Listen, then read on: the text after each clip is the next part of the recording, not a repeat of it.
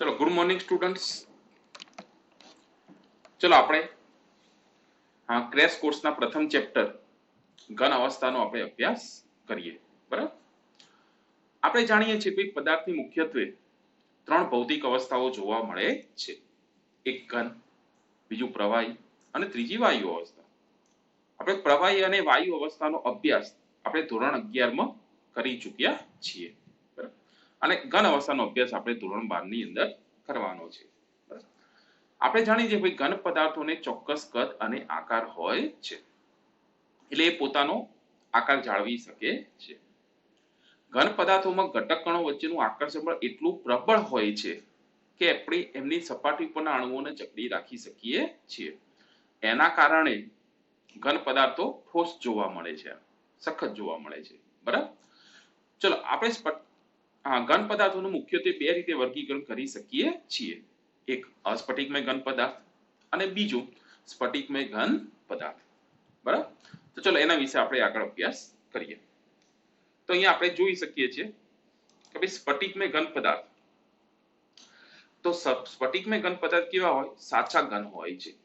સ્ફટિકમય ઘન પદાર્થ કેવા હોય? સાચા ઘન. બરાબર, અને જ્યારે અસ્ફટિકમય ઘન પદાર્થ આપણને આભાસી ઘન પદાર્થ હોય અથવા તો સુપરકુલ્ડ પ્રવાહી જોવા મળે છે. બરાબર, હા, તો આપણે સમજીએ આ બંને વસ્તુ શું છે. ધારો કે આપણે કાચ અને રેતી, તો રેતીને આપણે પીગાડી દઈએ અને આપણે એના ઓરડાના તાપમાને ધીમે ધીમે ધીમે ધીમે આપણે જો એના ઠંડી પડવા દઈએ તો આપણને કાચ ફરીથી પાછો સ્ફટિકમય સ્વરૂપમાં મળે છે. પાછો આપણને ફરીથી કોણ મળી જશે?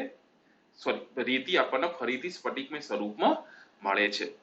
અને જો એને આપણે ખૂબ ઝડપથી ઠંડી પાડી દઈએ તો આપણને કાચ મળે છે. એટલે શું થયું? કાચ એ એક સુપરકુલ્ડ પ્રવાહી થયું. બરાબર, અને રેતી એનું એક સ્ફટિકમય સ્વરૂપ થયું. તો તમારે જો રેતી પીગાડી પછી ફરીથી રેતી મેળવવી હોય તો તમારે ઓરડાના તાપમાને એને ધીમે ધીમે ધીમે ધીમે ઠંડા પડવા દેવા પડે. અને જો તમારે એનું અસ્ફટિકમય સ્વરૂપ જોઈતું હોય તો તમે એને ઝડપથી ઠંડુ પાડી દો તો આપણને રેતીનું અસ્ફટિકમય સ્વરૂપ એટલે કે કાચ મળે છે. તો ચલો આ વસ્તુ ખબર પડી ગઈ. હા, એટલે પેલા હકીકતમાં સુપરકુલ્ડ પ્રવાહી છે.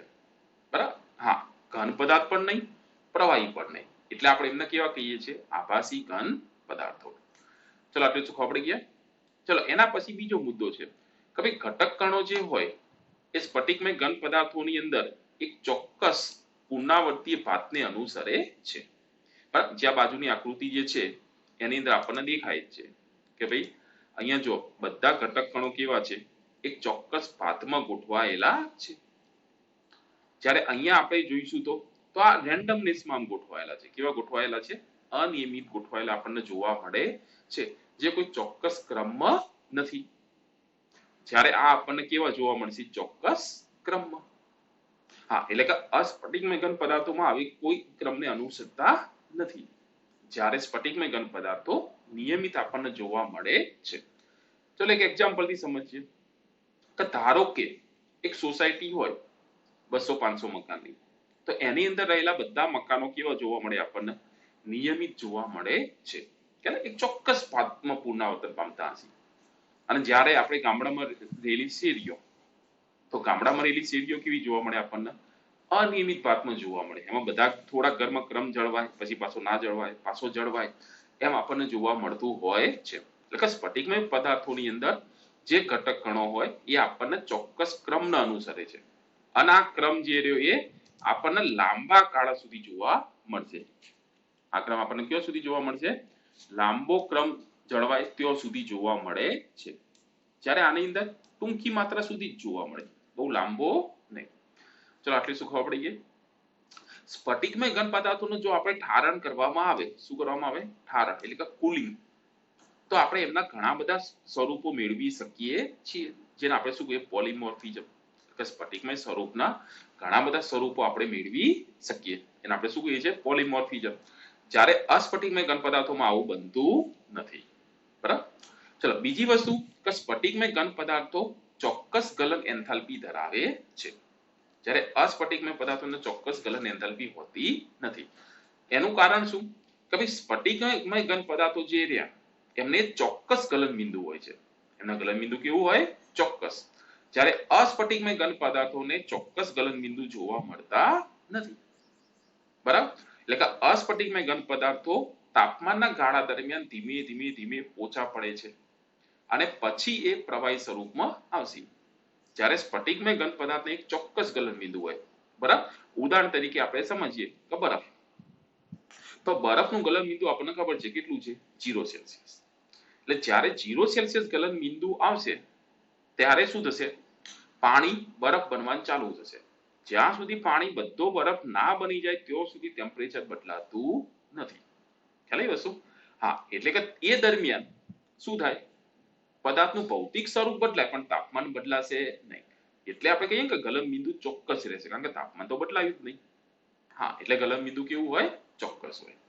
ચલો એના આધારે આપણે સમજીએ તો આપણને અહીંયા ગલનબિંદુ પેલા તાપમાન વિરુદ્ધ સમયનો આલેખ આપણને વક્ર મળતો નથી સ્ફટિકમય પદાર્થમાં. કેમ? કારણ કે જ્યારે ગલનબિંદુનો ભાગ આવશે ત્યારે આ આલેખ સીધો થઈ જશે. ખબર કેમ સીધો થઈ જાય? કારણ કે તાપમાન તો બદલાઈ નહીં રહ્યું, હા, પણ સમય તો ચાલુ જ છે. હા, કારણ કે પદાર્થનું ભૌતિક સ્વરૂપ બદલાવાની ક્રિયા તો ચાલુ જ છે, પણ બદલાઈ કોણ નથી રહ્યું, તાપમાન. હા, એના કારણે આપણને ત્યાં શું જોવા મળે, આલેખ વક્ર જોવા મળતો નથી. જ્યારે આપણને અહીંયા કમ્પ્લીટલી આલેખ વક્ર જોવા મળશે. કેમ? કારણ કે તાપમાનના સમયના ગાળા દરમિયાન એ ધીમે ધીમે ધીમે ધીમે પોચા પડે છે, એના કારણે એનો આલેખ આપણને વક્ર મળશે. ચલો એનાથી આગળ જઈએ તો સ્ફટિકમય ઘન પદાર્થો એનિસોટ્રોપિક છે. કેવા છે? એનિસોટ્રોપિક. કારણ કે એમના જુદી જુદી દિશામાં ગુણધર્મો જુદા જુદા મળે. ખ્યાલ? કેમ કે જેમ કે આ દિશામાંથી તમે પરમાણુ દેખો તો પરમાણુ ક્રમમાં આવશે, પણ આ દિશામાંથી તમે જો તો ના પણ આવે. આ દિશામાં જો તો એ પરમાણુ અલગ આવે. આમ કે ના ઊભા આવો તો એ કેમ? કારણ કે નિયમિત ગોઠવણી છે. જ્યારે અહીંયા શું, રેન્ડમનેસ. રેન્ડમનેસ એટલે તમે ગમે તે છેડાથી ગમે તે જો તો કોઈને કોઈ વચ્ચે વચ્ચે પરમાણુની એવી ગોઠવણી મળી જ જાય કે જે એમને સમદેશિકતા આપી દે છે, કારણ કે એમનામાં કોઈ નિયમિતતા છે જ નહીં, બરાબર. અસ્ફટિકમય પદાર્થોના ઉદાહરણ જોઈએ તો કાચ, પ્લાસ્ટિક, બરાબર, સિલિકા જેલ, રબર, સ્ટાર્ચ, બરાબર, લાકડું, આ બધા પદાર્થો જે કેવા છે, અસ્ફટિકમય પદાર્થો. અને સ્ફટિકમય પદાર્થો આપણા આજુબાજુ મોટા ભાગના જોવા મળતી ધાતુઓ, બરાબર, આયોનિક ઘન પદાર્થો, હીરો, ક્વાર્ટઝ, સુક્રોઝ, ખાંડ, તો આ બધા પદાર્થો કયા છે આપણા, તો એ બધા પદાર્થો આપણને સ્ફટિકમય જોવા મળે છે, બરાબર. આજુબાજુ મળતી બધી જ ધાતુ ઘન અવસ્થામાં સ્ફટિકમય સ્વરૂપમાં જ હોય. ખ્યાલ આવી વસ્તુ? એ સિવાય બધા મળતા સંયોજનો પણ એ પણ મોટા ભાગના સ્ફટિકમય સ્વરૂપમાં જ આપણને મળે છે. ખ્યાલ આવી વસ્તુ? તો આ જે વાત થઈ ઘન પદાર્થના બે ભૌતિક સ્વરૂપોની. ચલો હવે એનાથી આગળ જઈએ આપણે કે સ્ફટિકમય ઘન પદાર્થનું વર્ગીકરણ. બરાબર. તો જો સ્ફટિકમય ઘન પદાર્થનું જે વર્ગીકરણ કરીએ તો એમાં સૌથી પહેલા છે આણ્વીય ઘન. બરાબર. કોઈ પણ ઘન પદાર્થમાં ઘટક કણો તરીકે મુખ્યત્વે 3 પ્રકારની વસ્તુ મળે છે. એ અણુ હોઈ શકે, પરમાણુ હોઈ શકે કે આયન હોઈ શકે છે. અણુ હોય, પરમાણુ હોય કે આયન, એના સિવાય બીજા કોઈ ઘટકો હોતા નથી. જો અણુઓથી બનેલા હોય તો આણ્વીય ઘન, આયનોથી બને તો આયનીય ઘન, પરમાણુથી બને તો તાત્વીય અથવા તો સહસંયોજક ઘન કહીએ છીએ, બરાબર. પણ તાત્વીય ઘનની અંદર બંધ જુદા પ્રકારનો એટલે આપણે ઘટક ઘન જુદો લખીએ, બાકી એ મૂળ તો પરમાણુ જ છે, કારણ કે ધાતુ શની બને પરમાણુઓની. ચલો હવે આપણે વાત કરીએ આણ્વીય ઘન. તો આપણે જાણીએ છીએ કે અણુ વચ્ચેના આકર્ષણ મુખ્યત્વે આપણા પાસે 3 પ્રકારના છે, બરાબર. એક કયું, તો વિક્ષેપણ બળ. એક કયું, વિક્ષેપણ બળ.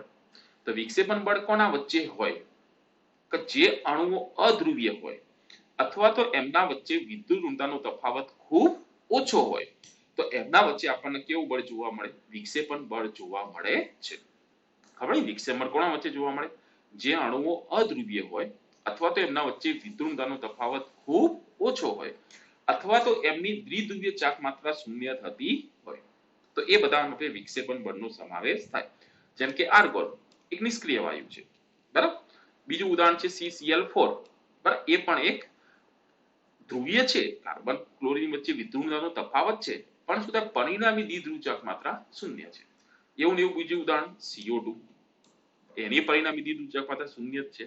H2, I2 આ સમપરમાણુ છે. તો તો આ બધા ઉદાહરણ કોનામાં સમાવેશ થાય? વિક્ષેપણ બળમાં. એટલે આપણે એનો સમાવેશ કોનામાં કર્યો? બિન ધ્રુવીય ઘનમાં. આ બળ ખૂબ નિર્બળ છે એટલે આ બધા ભૌતિક સ્વભાવે કેવા હોય? મૃદુ. આમના ગલન બિંદુ પણ કેવા જોવા મળે આપણને? ખૂબ નીચા. અને વિદ્યુતની દ્રષ્ટિએ કેવા હોય? અવાહક. આપણે જાણીએ છીએ કે વિદ્યુતનું વહન કરવા માટે આપણા પાસે બે પ્રકારની વસ્તુ હોવી જોઈએ. ખબર કઈ કઈ? તો એક આયનો હોવા જોઈએ અને બીજું ઇલેક્ટ્રોન હોવા જોઈએ. આયનો હોવા જોઈએ અથવા તો આપણા પાસે મુક્ત ઇલેક્ટ્રોન હોવા જોઈએ. બરાબર? તો આપણે કહી શકીએ. ચલો એના પછી પ્રકાર આવશે ધ્રુવીય ઘન. તો ધ્રુવીય ઘનની અંદર કયું આકર્ષણ બળ જોવા મળે? તો આપણને દ્વિધ્રુવીય આંતરાણવીય આકર્ષણ બળ જોવા મળે છે. એનો મતલબ કે એમના ઘટક કણો વચ્ચે વિદ્યુત ઋણતાનો તફાવત હોવો જોઈએ. જેમ કે HCl. તો આપણે જાણીએ કે HCl માં હાઇડ્રોજન કરતા ક્લોરીનની વિદ્યુત ઋણતા વધારે જોવા મળે છે. એટલે હાઇડ્રોજન ઉપર આંશિક ધન વીજભાર આવશે, ક્લોરીન ઉપર આંશિક ઋણ વીજભાર આવશે. એના કારણે બંધ કેવો બનશે? ધ્રુવીય. હા, એટલે એની વચ્ચે જે આકર્ષણ બળ જોવા મળે કેવું જોવા મળે આપણને? દ્વિધ્રુવીય પ્રકારનું આકર્ષણ બળ જોવા મળે છે. બરાબર? એ પણ સ્વભાવે મૃદુ જ છે. આ આકર્ષણ બળ નિર્બળ છે. પણ આમના ગલન બિંદુ આ જે વિક્ષેપણ બળ ધરાવતા અણુઓ છે એમના કરતા થોડું ઊંચું જોવા મળશે, પણ આ બધાની સાપેક્ષે નીચું હશે. એટલે આમના ઘણા નીચા છે જ્યારે આમના નીચા છે, કારણ કે આકર્ષણ બળ થોડું પ્રબળ હોય. આ પણ વિદ્યુતના અવાહક. કેમ? કારણ કે આ પણ અણુઓના બનેલા છે. આમના પાસે આયનો કે મુક્ત ઇલેક્ટ્રોન નથી. ચલો એના પછી હાઇડ્રોજન બંધ ધરાવતા જોઈએ. તો હાઇડ્રોજન બંધની અંદર આપણે બે ઘટકો, બે ઉદાહરણ છે આપણા પાસે. એક H2O બરફ અને બીજું તમે લખી દેજો બોરિક એસિડ. બરાબર? એ કોણ છે? Boric acid. એનામાં પણ આપણને હાઇડ્રોજન બંધ જોવા મળે છે. અણુઓ વચ્ચેના આકર્ષણમાં સૌથી પ્રબળ આકર્ષણ બળ હાઇડ્રોજન બંધ છે. બરાબર? એટલે એમના ભૌતિક સ્વભાવ કેવા છે? સખત છે. આપણે જોઈએ છે કે બરફ કેવો હોય? સખત, નરમ નહીં હોતો. આપણે હાથ વડે એને દબાવી શકતા નથી. બરફનો આખો ટુકડો. એના ગલન બિંદુ પણ નીચા છે. એ પણ વિદ્યુતના અવાહક છે. બરાબર? તો આ જે વાત થઈ કોની થઈ? આણ્વીય ઘન પદાર્થોની થઈ, કે જેમાં આપણને મુખ્યત્વે 3 પ્રકારના આકર્ષણ બળો જોવા મળે છે. કેટલા પ્રકારના? 3 પ્રકારના. ચલો હવે એનાથી આગળ સમજીએ આપણે આયનીય ઘન પદાર્થ. બરાબર? તો આપણે આયનીય ઘન પદાર્થની અંદર કોણ હોય? આયનો. બરાબર? તમે જાણતા જશો કે આયનિક પદાર્થ કઈ રીતે બને. બરાબર? તો અહીંયા એક Na+ ગોઠવાય, એની બાજુમાં Cl- ગોઠવાય. બરાબર? એક Na+, પછી એની બાજુમાં Cl-, પાછો એની બાજુમાં Na+, પાછો એની બાજુમાં Cl-, પાછો Cl-, પાછો Na+, પાછો Cl-, એની બાજુમાં Na+. આમ કરતા કરતા શું થાય? NaCl બનતું જાય. બરાબર? અને આપણને એક NaCl નો સ્ફટિક મળશે. હવે આની અંદર આપણે જોઈ શકીએ છીએ કે Na+ ની આજુબાજુ કોણ છે? બધા ઋણાયન છે કે નહીં? આ ઋણાયનની આજુબાજુ કોણ છે? બધા ધનાયન છે કે નહીં? હા, એટલે કે આ ધન વીજભાર અને ઋણ વીજભાર વચ્ચેનું જે સ્થિર વિદ્યુતીય આકર્ષણ બળ એને આપણે શું કહીએ છીએ? આયનીય બળ. બરાબર? કીધું ને, કુલંબીય અથવા તો સ્થિર વિદ્યુતીય આકર્ષણ બળ. ખબર કઈ રીતે? આયનીય બંધ કોના વચ્ચે હોય? તો આયનો વચ્ચે. પણ કઈ રીતે? તો ધનાયનની આજુબાજુ બધા કોણ ગોઠવાશે? આ બધા ઋણાયન. બરાબર? અને ઋણાયનની આજુબાજુ બધા કોણ ગોઠવાશે? ધનાયન. અને એમની વચ્ચે જે આપણને સ્થિર વિદ્યુતીય આકર્ષણ બળ જોવા મળે એને આપણે શું કહીએ છીએ? આયનીય બંધ. ખ્યાલ? હવે જે આ ઉપરના જે બધા હતા એ બધા આંશિક વીજભારો હતા, એ પૂર્ણ નતા. અને આયનિક બંધની અંદર શું હોય? પૂર્ણ ધન વીજભાર, પૂર્ણ ઋણ વીજભાર. અહીંયા કમ્પ્લીટલી +1 ચાર્જ આવે, કમ્પ્લીટલી -1 ચાર્જ આવે. બરાબર? હા, એટલે આયનીય બંધ પ્રબળ હોય. એના કારણે એ બધા કેવા હોય? સખત હોય.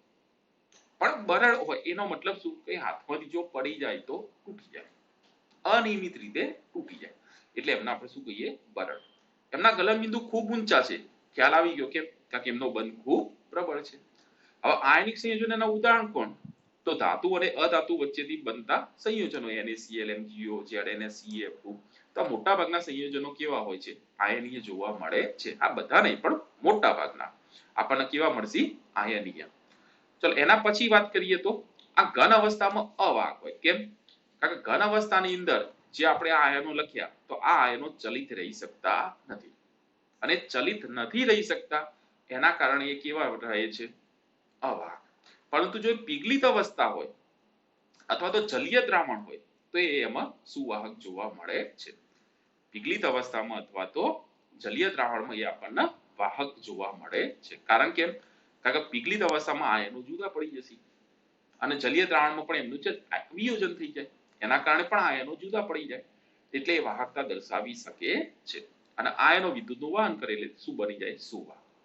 ચલો એના પછી ધાત્વિય ઘન આવશે. તો આપણે જાણીએ છીએ કે ધાત્વિય ઘનમાં શું હોય? તો ધાત્વિય ઘનની અંદર પરમાણુ કન્નેલ હોય, બરાબર? કે પરમાણુ કન્નેલ એટલે કોણ? કે બાહ્યતમ કક્ષા સિવાયનો બાકીનો બધો ભાગ, જેને આપણે શું કરીએ? આમ દોરીએ, બરાબર? એટલે આ રીતે પરમાણુ કન્નલ એકબીજા સાથે આમ ગોઠવાતા જશે, બરાબર? પરમાણુ કન્નલ આમ ગોઠવાતા જશે. એની આજુબાજુ શું થશે? આમ વિસ્થાનીકૃત ઇલેક્ટ્રોન ગોઠવાશે, બરાબર?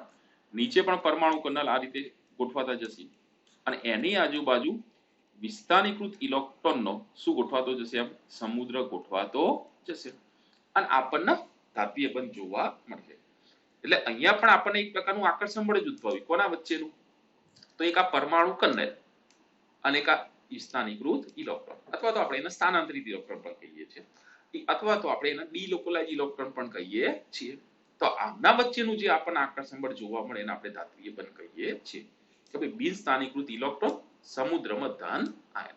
ધન આયન એટલે પરમાણુ કન્નેલ. ખ્યાલ આવી વસ્તુ? ધાતુ વચ્ચે બધા ધાતુઓ જે છે એ બધા ઉદાહરણ કોનામ આવશે? આની અંદર ધાત્વિય ઘનમાં. કેમ?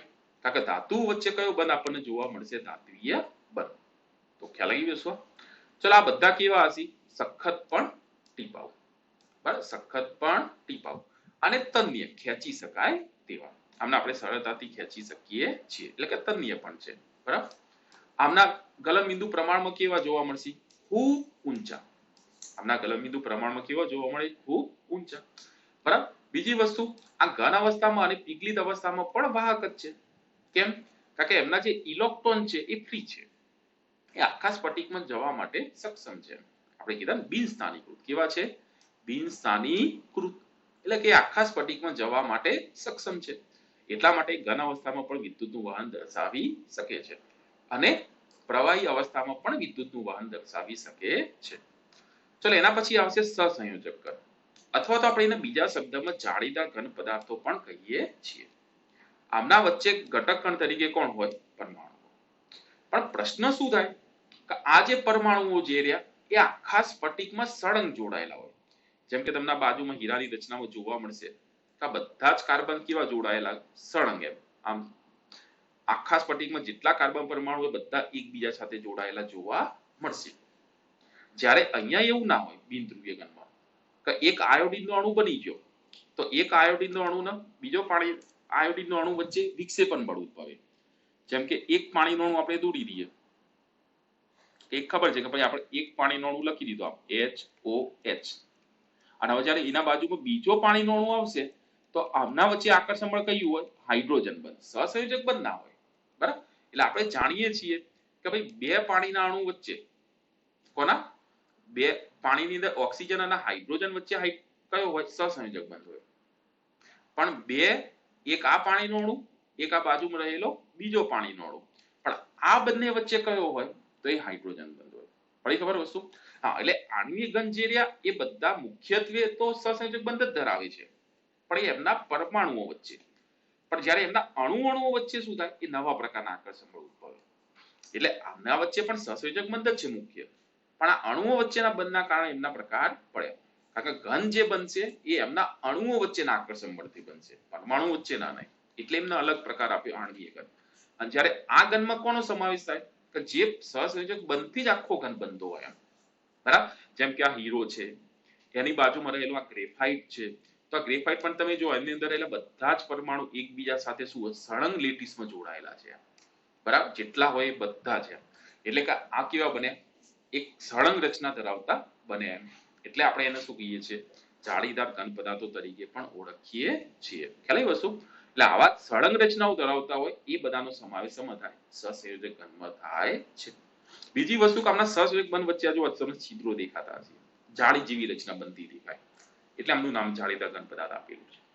આના ઉદાહરણમાં કોણ આવશે? તો SiO2, SiC, કાર્બન, હીરો.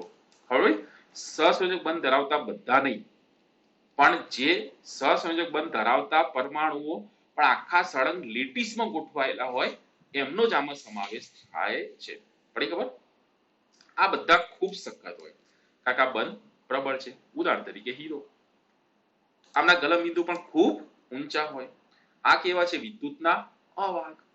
અપવાદરૂપ ખાલી ગ્રેફાઇટ એ મૃદુ છે. કેમ? કારણ કે એના બે સ્તરો વચ્ચે આ જે આકર્ષણ બળ છે એ કેવું છે? નિર્બળ વાંડરવાળા આકર્ષણ બળ.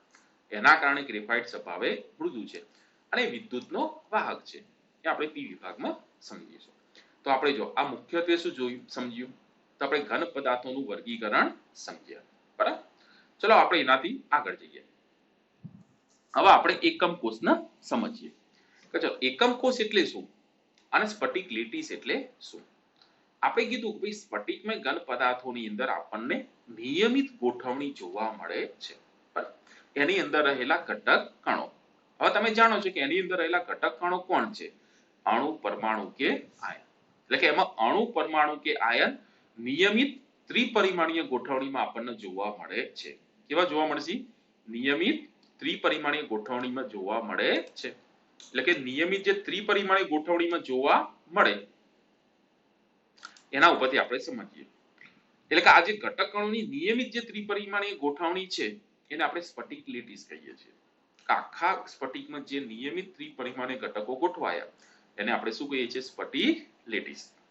અને એમાંનો કોઈ એક ચોક્કસ ભાગનું વારંવાર પુનરાવર્તન થતું હોય તો એવા ભાગને આપણે શું કહીએ છીએ? એકમ કોષ. બરાબર?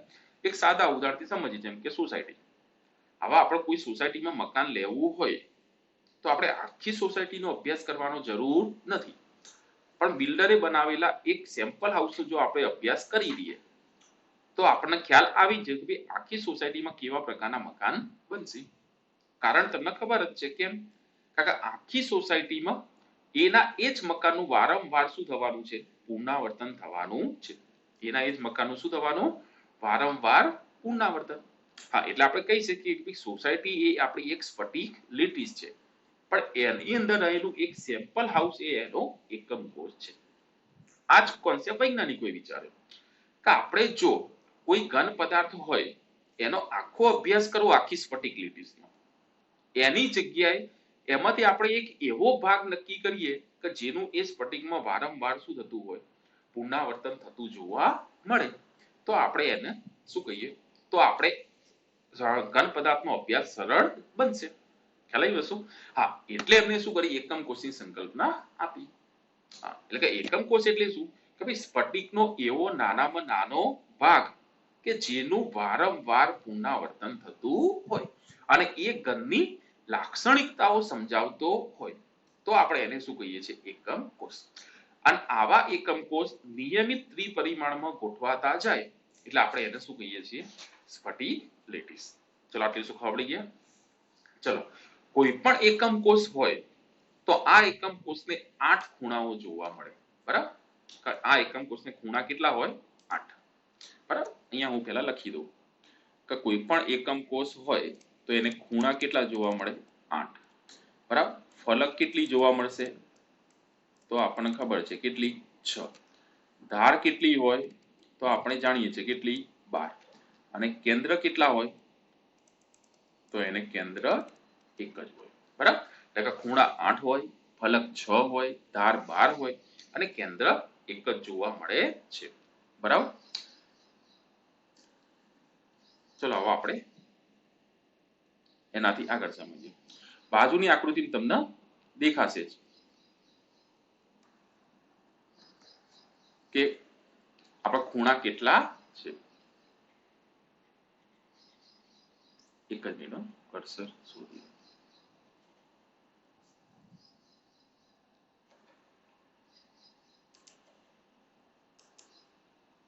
ચલો જો એનો મતલબ કે અહીંયા એક ખૂણો, આ બીજો ખૂણો, આ ત્રીજો ખૂણો, આ ચોથો, આ પાંચમો ખૂણો, આ પાછળ રહેલો છઠ્ઠો ખૂણો, આ સાતમો, આ આઠમો. તો જો ખૂણા કેટલા થઈ ગયા? 8 થઈ ગયા. બરાબર? ટોટલ ખૂણા કેટલા થઈ ગયા? 8. ચલો એના પછી આપણે જોઈએ ફલકો કેટલી. તો જો ફલક કેટલી? તો એક આ પાછળની દીવાલ, એક આ બાજુની દીવાલ, એક આ આગળની ફ્રન્ટ એટલે કેટલી થઈ 4, એક આ ઉપર અને એક આ નીચે એટલે ટોટલ આપણને ફલકો કેટલી જોવા મળે 6. ચલો ધાર જોઈએ તો આપણને ધાર કેટલી મળે અહીંયા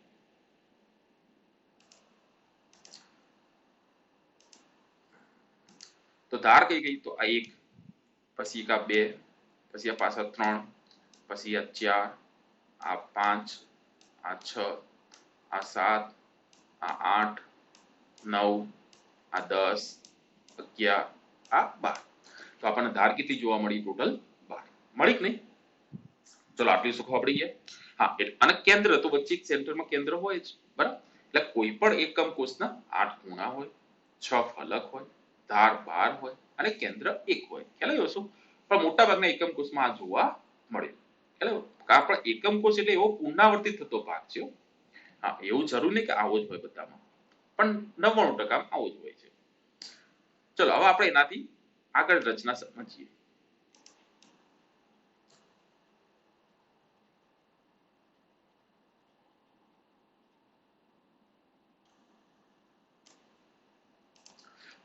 હવે આની અંદર આપણે જોઈએ તો આપણે દરેક બિંદુ જેમ કે આ બિંદુ દોર્યા આ ગોળા જે દોર્યા બિંદુ તો આ શું છે એક કણનું પ્રતિનિધિત્વ કરે છે કે અણુ હોય પરમાણુ હોય કે આયન હોઈ શકે બરાબર અને એની જ્યારે આ બિંદુઓને જોડવામાં આવે એટલે આપણને એક ચોક્કસ પ્રકારની ભૂમિતિનો નિર્દેશ થશે બરાબર હવે આ જે ભૂમિતિ છે એને આપણે દર્શાવવા માટે કેટલાક આયામોનો ઉપયોગ કરીએ છીએ જેમ કે ધાર તો તમારી તરફ જે ધાર આવી રહી હોય એને આપણે શું કહીએ એ આપણી તરફ જે ધાર દેખાય એમ આવતી એને આપણે શું કહીશું એ અહીંયા પણ તમારી તરફ જે ધાર આવી રહી છે એને શું કહીશું આપણે એ અહીંયા પણ જો તમારી તરફ જે ધાર આવી રહી છે એ શું એ અહીંયા પણ એ તો એનો મતલબ આ 4 ધારો જે છે કઈ છે એ છે કઈ છે એ બરાબર આપણી સામે જે દેખાતી હોય એ બધી કઈ બી આપણી સામે જે દેખાય એ આપણને કઈ જોવા મળે બી જોવા મળે છે આ બધી કઈ બી જોવા મળશે આપણને અને જે આપણને ઊભી જોવા મળે એ બધી સી તો જે આ બધી ઊભી જે રહી એ બધી કઈ સી તો આ બધી કઈ આપણને સી જોવા મળે છે તો ચલો આ વસ્તુ ખબર પડી ગઈ એ કઈ બી કઈ સી કઈ એટલે તમે જ્યારે પણ એકમ કોષીય આકૃતિ દોરીને આપવામાં આવે અને તમારી તરફ કોઈ આવતું દેખાય જે ધાર દેખાતી હોય એ ધારને આપણે શું કહેવાની એ તમારી સામે જે દેખાતી હોય એને શું કહેવાની બી અને જે ઊભી હોય એને આપણે શું કહીએ છીએ સી કહીએ છીએ એ બી વચ્ચેનો જે ખૂણો છે કયો હોય ગેમા કોના વચ્ચેનો એ બી વચ્ચેનો ખૂણો કયો હોય ગેમા બરાબર એ બી વચ્ચેનો ખૂણો કયો ગેમા ચલો બી સી વચ્ચેનો ખૂણો કયો હોય આલ્ફા અને સી એ વચ્ચેનો ખૂણો કયો હોય બીટા બરાબર તો તમને ખૂણા દેખાશે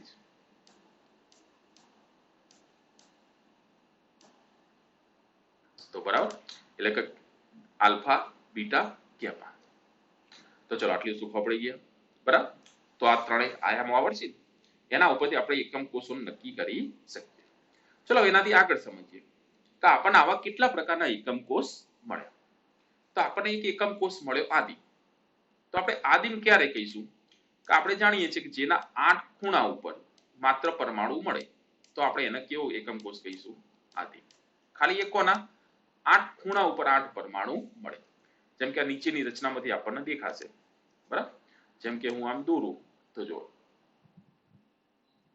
આગળ ફ્રન્ટ ઉપર 4 ગોળા થઈ ગયા અહીંથી એકમ કોષ તમે દોરો આમ એટલે જો પાછળ આવશે આમ અને અહીંયાથી પણ તમે દોરો તો આ પાછળ આમ આવે ના તો જો એકમ કોષ દેખાય છે કે નહીં તો દરેકના શું થાય એક 8 ખૂણા ઉપર 8 પરમાણુ જોવા મળે તો આપણે એને શું કહીએ આદિ ખ્યાલ આવ્યો શું અંતઃકેન્દ્રિત ક્યારે કહીશું તો 8 ખૂણા ઉપર અને એક વચ્ચે આવજો અહીંયા આ 8 ખૂણા ઉપરના પરમાણુ આ રે બરાબર અને વચ્ચે જે રહે શું હોય આ રે એ કેન્દ્રમાં છે બરાબર હા એટલે કે આપણે જો 8 ખૂણા ઉપર અને એક વચ્ચે જો પરમાણુ જોવા મળે તો આપણે એવી રચનાને શું કહીશું અંતઃકેન્દ્રિત બરાબર અને અંતકેન્દ્રિત ક્યારે કહીશું કે 8 ખૂણા ઉપર આવે બરાબર 8 ખૂણા ઉપર અને કોઈ પણ બે સામેની બાજુ ઉપર બરાબર એક આ સામેની બાજુ ઉપર અને આ સામેની બાજુ નીચે કોઈ પણ બે સામસામેની બાજુ ઉપર, તો આપણે એને કેવી કહીશું? અંત કેન્દ્રિત, એન્ડ સેન્ટરેડ. અંત કેન્દ્રિત એટલે બોડી સેન્ટરેડ. પડી ખબર? ફલક કેન્દ્રિત આપણે ક્યારે કહીશું? એના 8 ખૂણા ઉપર આવશે પરમાણુ, એટલે કે ઘટક કણ, બરાબર, અથવા તો લેટીસ બિંદુ, અને 6 ફલક ઉપર આવશે, તો આપણે એને શું કહીએ? ફલક કેન્દ્રિત. તો ચલો ખ્યાલ આવી ગયો શું કે આપણે આદિમ ક્યારે કહીશું? કે એના 8 ખૂણા ઉપર 8 પરમાણુ આવતા હોય.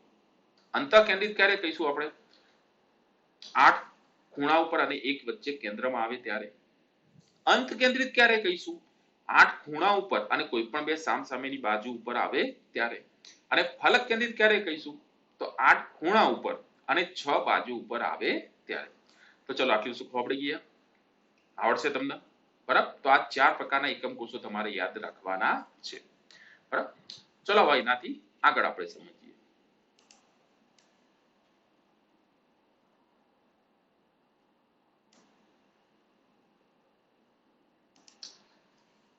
ચલો હવે આપણે પ્રત્યેક એકમ કોષ દીઠ પરમાણુની સંખ્યા ગણવાનો પ્રયત્ન કરીએ. આમ સામાન્ય રીતે જોવા જઈએ તો આપણે જો આદિમ એકમ કોષ રચવો હોય તો આપણે આવી રીતે 8 પરમાણુ ગોઠવવા પડે. તો સીધી વાત, એને રચવા માટે 8 પરમાણુની જરૂર પડે. પણ એ એકમ કોષમાં એનો હિસ્સો કેટલો આવશે એ આપણે જાણવો હોય તો આપણે જોવું પડે કે એક ખૂણો કેટલાથી સૈયારો થાય. તો એક ખૂણો સૈયારો કેટલાથી થાય? તો 8 એકમ કોષોથી સૈયારો થાય. બરાબર. જેમ કે અહીંયાથી આપણે સમજીએ આકૃતિમાં કે ધારો કે આ ખૂણો છે, તો આ ખૂણો એની આજુબાજુ કેટલા એકમ કોષો? 4. 1 2 3 4, અને એવા ને એવા 4 કયો હોય? આ બાજુ. એટલે ટોટલ કેટલા રૂમોથી સૈયારો થાય? 8 એકમ કોષોથી સૈયારો થાય છે. બરાબર. હા, એટલે એક ખૂણામાં કેટલો હિસ્સો એકમ કોષની અંદર આવે? તો મેં આ હાઇલાઇટ કર્યો એટલો, 8મા ભાગમાં ખાલી કેટલો હિસ્સો આવશે? 1/8 ભાગ. માત્ર કેટલો હિસ્સો આવશે? 1/8 ભાગ. એટલે આપણે જોઈ શકીએ કે ખૂણા ઉપરનો હિસ્સો કેટલો હોય? તો ખાલી ખૂણા ઉપરનો હિસ્સો કેટલો આવશે? 1/8. હવે તમને ખબર છે કે ફલક ઉપરનો હિસ્સો કેટલો આવશે? તો 1/2. અને ધાર ઉપરનો હિસ્સો કેટલો આવશે? તો 1/4. અને કેન્દ્ર આખું ગણાય. બરાબર. જેમ કે આ આપણે જોઈ શકીએ છીએ કે આ ખૂણા ઉપરનો હિસ્સો કેટલો દેખાય? 1/8 જેટલો દેખાય. બરાબર. અહીંયા આ ફલકનો હિસ્સો જો આ હાઇલાઇટ કરીએ તો કેટલો દેખાય? અડધો ગોળો દેખાય ને, એક્ઝેક્ટ 1/2 જેટલો. કેમ કે ફલક હોય એ બે જ એકમ કોષો સાથે સહિયારી હોય, બે થી વધુ એકમ કોષો સાથે સહિયારી હોતી નથી. બરાબર. અને જે ધાર હોય 4 એકમ કોષ સાથે સહિયારી બને, એટલે એનો હિસ્સો 1/4 થાય. અને કેન્દ્ર હોય તો વચ્ચે જો આ ગોળો આખો વચ્ચેનો જે ગોળો છે એ આપણને આખો જ દેખાશે, એટલે કેન્દ્ર આખું જ ગણાય. તો એના ઉપરથી જો આપણે એકમ કોષોની સંખ્યા ગણીએ તો નીચે ટેબલ આપ્યું છે, ગણી શકીએ. બરાબર. તો જો સાદો ઘન પદાર્થ જો હોય તો એની અંદર 8 પરમાણુ કયો હોય? તો આપણને ખબર છે અહીંયા 8 ખૂણા ઉપર કયો હોય? 8 ખૂણા ઉપર. અને ખૂણાનો હિસ્સો કેટલો? તો આપણે હાલ લખ્યો કેટલો? 1/8. કેટલો? 1/8. એટલે ખૂણા ઉપરનો પરમાણુ કેટલો થયો? 1. હા, એના ફલકમાં કોઈ પરમાણુ હોતો નથી, એના કેન્દ્રમાં પણ કોઈ પરમાણુ નથી, તો એનામાં કુલ પરમાણુ કેટલા થયા? 1.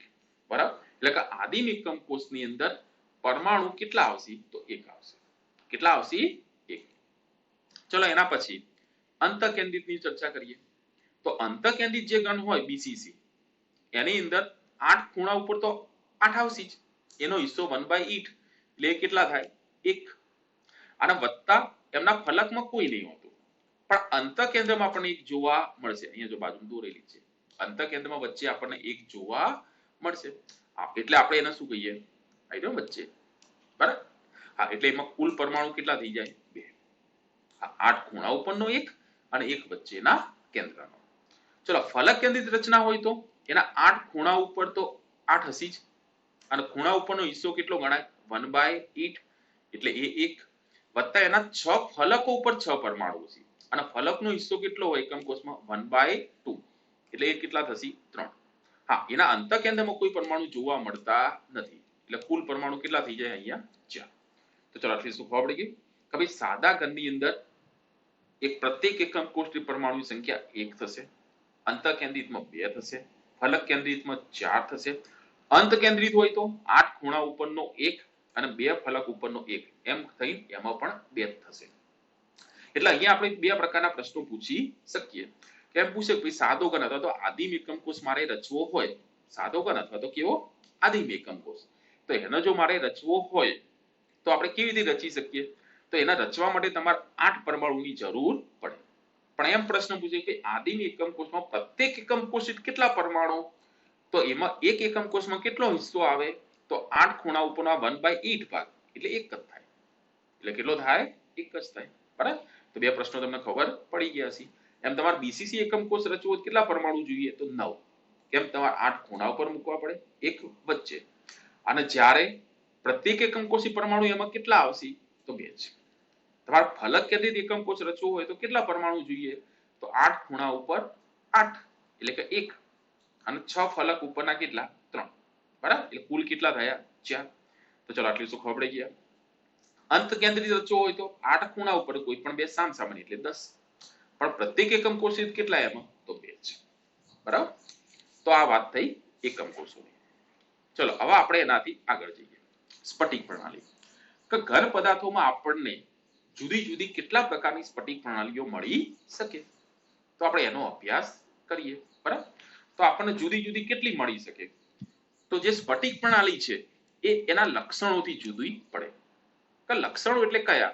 તો એમનું અક્ષીય અંતર અને અક્ષીય ખૂણા. એમનું અક્ષીય અંતર અને અક્ષીય ખૂણા.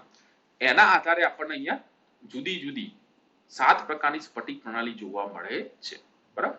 ચલો એમાં સૌથી પહેલી જોઈએ ઘન. આપણે ઘન ક્યુબિક ક્યારે કહીશું? કે જ્યારે એની અંદર a b c હોય ત્યારે. એની ત્રણેય બાજુઓ સરખી હોવી જોઈએ અને ત્રણેય ખૂણા સરખા પણ 90 ના. ત્રણેય ખૂણા સરખા પણ 90 ના. તો આપણે એને શું કહીએ છીએ? ઘન ક્યુબિક કહીએ છીએ. બરાબર? જેમ કે આ બાજુની આકૃતિ છે. અહીંયા જો તમને ત્રણેય બાજુઓ કેવી દેખાય? આમ સરખી દેખાય. દેખાય કે નહીં? બરાબર? અને ખૂણા પણ એક્ઝેક્ટ ચોરસ જ છે.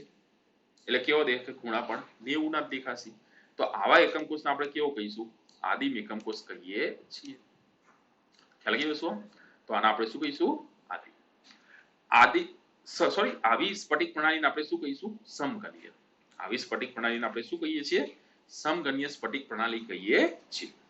આની અંદર આપણને ટોટલ 3 પ્રકારના એકમ કોષ મળે છે. એક આદિમ સિમ્પલ ક્લોઝ પેકિંગ, એક અંતર કેન્દ્રિત બીસીસી અને એક ફલક કેન્દ્રિત એફસીસી.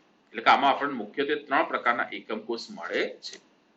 હવે અહીંયા બાજુમાં જે ઉદાહરણ આપ્યા છે, તો આ જે ઉદાહરણ આપ્યા છે એ સ્ફટિક પ્રણાલીના છે. આ બધા ઉદાહરણ કોના છે? સ્ફટિક પ્રણાલીના છે. બરાબર? આ બધા ઉદાહરણ સ્ફટિક પ્રણાલીના છે. એકમ કોષના નથી હો, એ ધ્યાન રાખજો. જેમ કે મેં અહીંયા NaCl લખ્યું, તો NaCl માટે હું એમ કહી શકું કે ઘન ક્યુબિક છે. હા, પણ એનામાં આદિમ એકમ કોષ એવું જરૂરી નથી. કાકા એમાં આદિમ પણ હોઈ શકે, અંતર કેન્દ્રિત એફસીસી. એના ઉદાહરણ આપણે પાછળ ભણીશું. બરાબર? હા, એટલે આ જે બાજુમાં ઉદાહરણો જે લખેલા છે બધા કોના છે? એ સ્ફટિક પ્રણાલીના છે. બરાબર? ચલો એના પછી આપણે જ્યારે ટેટ્રાગોનલ કહીએ, તો ટેટ્રાગોનલ જ્યારે કહીશું ચતુષ્કોણીય, તો એમાં a b હોય, નોટ ઇક્વલ ટુ c. તો આ આકૃતિ તમે જોઈ શકો છો કે જો ઉપરનો ભાગ તમને સરખો દેખાય, પણ હાઈટ કેવી દેખાય? ઊંચી દેખાય ને? હાઈટ કેવી દેખાશે? ઊંચી. એનો મતલબ કે અહીંયા a b not equal to c. પણ આલ્ફા બીટા ગેમા સરખા છે ને બધા કેટલાના? 90 ના જ છે. આલ્ફા બીટા ગેમા બધા સરખા છે અને 90 ના જ છે. બરાબર? આપણા ઘરે જોવા મળતો તેલનો ડબ્બો, તો તેલના ડબ્બા તમે દેખજો ઉપર ચોરસ સરખું હોય અને હાઈટ ઊંચી હોય. એટલે એક કોનામાં સમાવેશ થાય? ટેટ્રાગોનલમાં. એમાં આપણને 2 પ્રકારની રચનાઓ જોવા મળશે. એક આદિમ એકમ કોષ અને બીજો અંતઃકેન્દ્રિત. ટેટ્રાગોનલ ના ઉદાહરણ કયા કયા? તો આ બધા એના ઉદાહરણ છે. સફેદ ટીન, SnO2, TiO2, યુરિયા. તો આ બધા એના ઉદાહરણ જોવા મળે છે આપણને. ચલો એના પછીની પ્રણાલી છે ઓર્થોરોમ્બિક. આપણે ઓર્થોરોમ્બિક ક્યારે કહીશું? તો એમાં a not equal to b not equal to c. ત્રણેય બાજુઓ સરખી ના હોય, પણ ત્રણેય ખૂણા સરખા હોય અને 90 ના હોય. બરાબર? તો જો આ બાજુની આકૃતિઓ આપણે જોઈ શકીએ છીએ. જો આ જે બાજુ છે એના કરતા આ બાજુ ઘણી લાંબી છે અને આ બાજુ આ બંનેની વચ્ચેની છે. બરાબર? હા, એટલે કે અહીંયા ત્રણેય બાજુઓ શું થાય? સરખી નથી. બરાબર, ત્રણેય ધાર સરખી નથી. હા, એટલે આપણે આના કઈ કહીએ છીએ કે ઓર્થોરોહોમ્બિક. પણ આપણે બધા જ ખૂણા કેટલાના દેખાય છે? 90 ના દેખાય છે. અહીંયા બધા જ ખૂણા કેટલાના દેખાય આપણને? 90 ના. એની અંદર આપણને 4 પ્રકારના એકમ કોષ મળે છે. આદિમ પણ મળશે, અંતઃકેન્દ્રિત પણ મળશે, અલગ કેન્દ્રિત પણ મળશે અને અંત કેન્દ્રિત પણ મળે છે. અને અહીંયા જે આ બધા જે આપણે ઉદાહરણ લખેલા છે બધા કોના છે? તો એ બધા ઉદાહરણ છે કોના? ઓર્થોરોહોમ્બિકના. એ બધા જ ઉદાહરણ કોના છે? ઓર્થોરોહોમ્બિકના. ચલો એના પછી વાત કરીએ રોહોમ્બોહેડ્રલ એટલે કે અથવા તો ટ્રાયગોનલ. તો રોહોમ્બોહેડ્રલ ક્યારે કહીશું કે A = B = C. Alpha beta gamma સરખા પણ નોટ 90. જો તમે આ આકૃતિમાં જોઈ શકો છો કે આની અંદર જો બાજુઓ સરખી દેખાય પણ ખૂણા 90 ના દેખાતા નથી. એમાં માત્ર આપણને એક જ પ્રકારનો એકમ કોષ મળે છે. કયો? આદિ. એ માત્ર એક જ પ્રકારનો એકમ કોષ મળ્યો. કયો? આદિ. એના ઉદાહરણ આ બધા. હા, આ ઉદાહરણ માટે તમે કહી શકો કે આમાં કયા પ્રકારનો એકમ કોષ હશે? તો એક જ. કેમ? કારણ કે આ સ્ફટિક પ્રણાલી માત્ર એક જ એકમ કોષ ધરાવે છે. એના પછી છે મોનોક્લિનિક. તો ત્રણેય બાજુઓ સરખી ના હોય, આલ્ફા ગામા 90 હોય અને બીટા નોટ 120. બરાબર, તો આ મોનોક્લિનિક છે.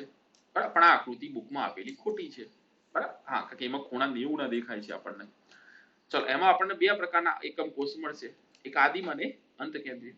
આ એના ઉદાહરણ છે મોનોક્લિનિક સલ્ફરને. એના પછી જોઈએ હેક્સાગોનલ. તો A = B હોય, not equal to C. Alpha gamma 90, sorry alpha beta 90 અને ગામા 120. તો જો આ રચના જુઓ તમે, તો આ જે ઉપરની જે ધાર છે આ A છે, આ B છે, આ A છે. કીધું ને આપણી તરફ જે આવતી હોય એ B. અને તમને ખબર છે કે A B વચ્ચેનો જે ખૂણો થાય એ કયો થાય? ગામા. એટલે આપણને જો ગામા કેટલો મળે? 120 નો. કેમ? કારણ કે આ ઉપર જે છે ષષ્ઠકોણ છે અને ષષ્ઠકોણનો ખૂણો કેટલાનો હોય? 120 નો. એટલે A B વચ્ચેનો ખૂણો કેટલાનો થઈ ગયો? 120 નો. અને આ ઊભી છે કોણ છે? C છે. ઊભી છે કોણ છે? C. એટલે આ A B અને C વચ્ચેનો ખૂણો તો કાટખૂણો દેખાય જ છે આમ 90 નો. અને આ બાજુ A અને C વચ્ચેનો ખૂણો પણ કેવો દેખાય? કાટખૂણો 90 નો. હા, એટલે આપણે કીધું ને કે અહીંયા આપણને આલ્ફા બીટા 90 ના મળશે. કારણ કે AC અને BC વચ્ચેના ખૂણા 90 ના. અને જ્યારે AB વચ્ચેનો ખૂણો જે ગામા છે કેટલાનો મળ્યો? 120 નો. હા, ઉપરનું આ AB કેવી દેખાય? સરખી. ધારો સરખી છે હેક્સાગોનલ, પણ હાઈટ ઊંચી હોય. ખ્યાલ? ઉદાહરણ તરીકે તમે ગ્રેફાઇટમાં આગળ સમજી શકો. જો ગ્રેફાઇટમાં બધી બંધ લંબાઈ 154 ની હોય. કેવી હોય? 154 ની. એટલે આ AB બધા સરખા થયા. ષષ્ઠકોણ જ થયો ને એક વચ્ચેનો. બરાબર, એવો એક નીચેનો ષષ્ઠકોણ. બરાબર, આ બે જોડી દો અને પછી અહીંથી ઊભી લાઈન તમે આમ દોરી દો એટલે કોની રચના થાય? હેક્સાગોનલની. પણ આપણને ખબર છે કે આ બે સ્તરો વચ્ચેનું અંતર કેટલાનું હોય? 340 પિકોમીટર હોય. એટલે જો હાઈટ ઊંચી થઈ જાય. હા, અને ઉપર ખૂણા બધાના કેટલા હતા? 120 ના. એટલે A B સરખા છે 154 ના, પણ C કેટલાનું થઈ ગયું? 360 નું. હા, એટલે હેક્સાગોનલમાં એવું હોય A = B હોય, not equal to C. Alpha beta 90, gamma 120. બરાબર, એમાં પણ માત્ર આપણને એક જ આદિમ એકમ કોષ મળે છે. એના ઉદાહરણ કયા? તો ગ્રેફાઇટ, ZeLO, CDS. બરાબર, એ બધા. ચલો એના પછી જોઈએ ટ્રાયક્લિનિક. તો ટ્રાયક્લિનિક ને શું હોય? A not equal to B, not equal to C. બરાબર, આલ્ફા બીટા ગામા ત્રણેય સરખા નહીં, 90 નહીં. બરાબર, આ બાજુમાં આકૃતિ આપણે દોરેલી જ છે. કઈ પણ વસ્તુ સરખી હોય નહીં તો આપણે એને ટ્રાયક્લિનિક કહીએ છીએ. એમાં પણ માત્ર આપણને એક જ પ્રકારનો એકમ કોષ મળશે. કયો? ખાલી આદિ. એના ઉદાહરણ K2Cr2O7 ને છે. બરાબર, હવે આપણે જોઈએ તો આપણને ટોટલ સ્ફટિક પ્રણાલી કેટલી મળી? તો 7. આ સ્ફટિક પ્રણાલી આપણને ટોટલ કેટલી મળી? 7. બરાબર, એટલે કે આપણા પાસે ટોટલ સ્ફટિક પ્રણાલી કેટલી છે? 7 છે. ખ્યાલ આવી ગયો વસ્તુ? હા, કે ટોટલ સ્ફટિક પ્રણાલી કેટલી? 7. પણ આપણે એમ કહીએ કે આપણા પાસે બ્રેવિસ લેટિસ કેટલા પ્રકારની? તો આપણા પાસે બ્રેવિસ લેટિસ ટોટલ કેટલા પ્રકારની? તો અહીંયાથી તમે ગણો તો ટોટલ કેટલી થાય? 14 થશે. ટોટલ કેટલી થશે? 14. કેમ? એનું કારણ કારણ કે ઘન ક્યુબિકમાં જોવા મળતો આદિમ એકમ કોષ BCC અને FCC આ ત્રણેય જુદા હોય. કેમ? કારણ કે ઘન ક્યુબિકમાં A = B = C અને આલ્ફા બીટા ગામા સરખા અને 90 ના હોય. બરાબર, પણ આદિમ રચના જ્યારે થાય તો 8 ખૂણા ઉપર જ પરમાણુ આવશે. અંતઃકેન્દ્રિત રચના થાય ત્યારે 8 ખૂણા ઉપર ને એક વચ્ચે આવશે. અને ફલક કેન્દ્રિત રચના થાય ત્યારે 8 ખૂણા ઉપર અને 6 બાજુ ઉપર આવે છે. એટલે ઘન ક્યુબિક ની અંદર શું થાય તમારે કે 3 પ્રકારની ડિવિસ્ટિલિટીસ થઈ ગઈ ટોટલ, જુદી જુદી 3 પ્રકારની ગોઠવણીઓ શક્ય બની. એટલે ટોટલ આ ડિવિસ્ટિલિટીસ તમે ગણશો તો ટોટલ કેટલી થશે? આ 14 થાય છે. એટલે તમને પ્રશ્ન પૂછે કે ડિવિસ્ટિલિટીસ કેટલી, તો એ 14 હોય. અને તમને પૂછે કે સ્ફટિક પ્રણાલી કેટલી, તો 7. બરાબર? એટલે આપણને જુદા જુદા 14 પ્રકારના એકમ કોષ મળી શકે આ રીતે. આલ્ફા, બીટા, ગેમા અને અક્ષીય અંતરના આધારે, અક્ષીય અંતર અને અક્ષીય ખૂણાના આધારે આપણે જુદા જુદા 14 પ્રકારના એકમ કોષ દોરી શકીએ. અને સ્ફટિક પ્રણાલી કેટલી? 7. બરાબર? ચલો આપણે એનાથી આગળ જઈએ. સવૃત સંકુલિત રચનાઓ. હવે એના પછી આગળનો કયો ટોપિક ભણીએ આપણે? સવૃત સંકુલિત રચનાઓ. ચલો તો આ રચનાઓનો આપણે અભ્યાસ સ્ટાર્ટ કરીએ. ચલો સૌથી પહેલો એક પરમાણ્વીય ગોળાઓનું સવૃત સંકુલન. હું એક ગોળો ગોઠવું, એની બાજુ બીજો, એની બાજુ ત્રીજો, એમ વારા પરથી હું ગોળા ગોઠવતો જાઉં. તો આની ઉપર આ બાજુ કોઈ નહીં, આની નીચે અહીંયા કોઈ નહીં, ઉપર કોઈ નહીં, નીચે કોઈ જ નહીં. ખ્યાલ? એક સીધી લાઈનમાં જ હોય તો આપણે એને શું કહીએ છીએ? એક પરમાણ્વીય કહીએ છીએ.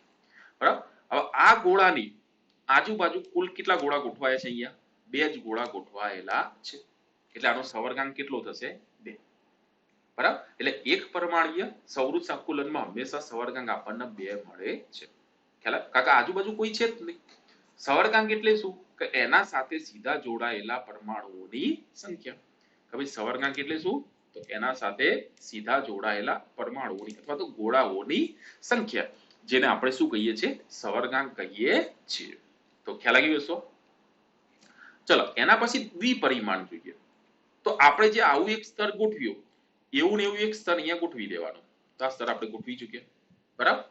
હવે શું થાય કે એની બાજુમાં આપણે એવું જ એક બીજું સ્તર ગોઠવીએ. તો જો એક બીજું સ્તર ગોઠવ્યું. બરાબર? એની બાજુમાં એવું ને એવું ત્રીજું ગોઠવતા જવાનું. એમ કરતા કરતા જે આપણે રચનાઓ કરતા જઈએ તો એના આપણે શું કહીશું? ચોરસ સવૃત સંકુલન. બરાબર? કેમ એનું ચોરસ નામ આપ્યું? કારણ કે આપણે આમ જ જોશું તમે ગોળા, તો આ વચ્ચેનો જે ગોળો છે એની આજુબાજુના 4 ગોળાને જ્યારે જોડવામાં આવે તો એક ચોરસની રચના થાય છે, એક ચતુષ્કોણની. કોની રચના થઈ? એક ચતુષ્કોણની. એટલે આપણે એનું નામ શું આપ્યું? ચોરસ સવૃત સંકુલન. એટલે એનું નામ શું આપ્યું આપણે? ચોરસ સવૃત સંકુલન. જે તમને દેખાશે અહીંયા. દેખાય કે નહીં? તો એક કેવી રચના જોવા મળી આપણને? ચોરસ કમ્પ્લીટ. દેખાય? એટલે એક ચોરસ રચાયો. આમાં બધા સ્તર સમાન જ છે. આ પહેલું છે, એના જેવું જ બીજું છે, એના જેવું જ ત્રીજું છે અને એના જેવું જ ચોથું છે. એવા જ બધા સ્તર સમાન જ હશે. એટલે આપણે એમાં સ્તરીય રચના કેવી કહીએ છીએ? એ અથવા થપ્પીની ભાત પણ કહી એ. ચલો એના પરથી આપણે એક બીજી ગોઠવણી બનાવી શકીએ કે આપણે એક સ્તર આ રીતે ગોઠવી દઈએ. પહેલું એક પરમાણ્વીય, પણ બીજું જે પરમાણ્વીય આપણે સ્તર ગોઠવીશું એના કરતા થોડું ચલિત ગોઠવવાનું. કેવું ગોઠવવાનું? થોડું ચલિત. એટલે થાય શું? આ બે ગોળાની વચ્ચેની જે જગ્યા છે ત્યાંથી આપણે આ સ્તર ગોઠવવાનું ચાલુ કરવાનું. હા બરાબર. પછી આ બે ગોળાની વચ્ચે તમે જ્યારે સ્તર ગોઠવશો એ પાછું પહેલા જેવું જ આવશે. પાછું ચોથું કોના જેવું આવશે? બીજા જેવું. એટલે આમાં ટોટલ 2 પ્રકારની સ્તરીય રચના થઈ. એ બી. આમ કેટલા પ્રકારની સ્તરીય રચના થતી આપણને જોવા મળી? 2 પ્રકારની સ્તરીય રચના થતી જોવા મળી. બરાબર? અને જ્યારે આપણે એની આજુબાજુના 6 ગોળાઓને જોડવામાં આવે તો આપણને અહીંયા કેવા પ્રકારની રચના બનતી જોવા મળી? એક ષષ્ઠકોણની રચના બનતી જોવા મળી. બરાબર? શું જોવા મળે છે? અહીંયા આપણને ષષ્ઠકોણ બનતો જોવા મળે. જો એક ષષ્ઠકોણ દેખાય ને? બરાબર? તો શું જોવા મળે આપણને? એક ષષ્ઠકોણ. એટલે આનું નામ શું આપ્યું આપણે? ષષ્ઠકોણીય સવૃત સંકુલન. આનું નામ શું આપ્યું આપણે? ષષ્ઠકોણીય સવૃત સંકુલન. ચલો હવે આપણે સમજીએ કે ચોરસ સવૃત સંકુલનમાં સવર્ગાંક કેટલો? તો ચોરસમાં જો વચ્ચેના ગોળાની આજુબાજુ ટોટલ 4 ગોળા ગોઠવાયેલા છે એટલે એનો સવર્ગાંક 4 થશે.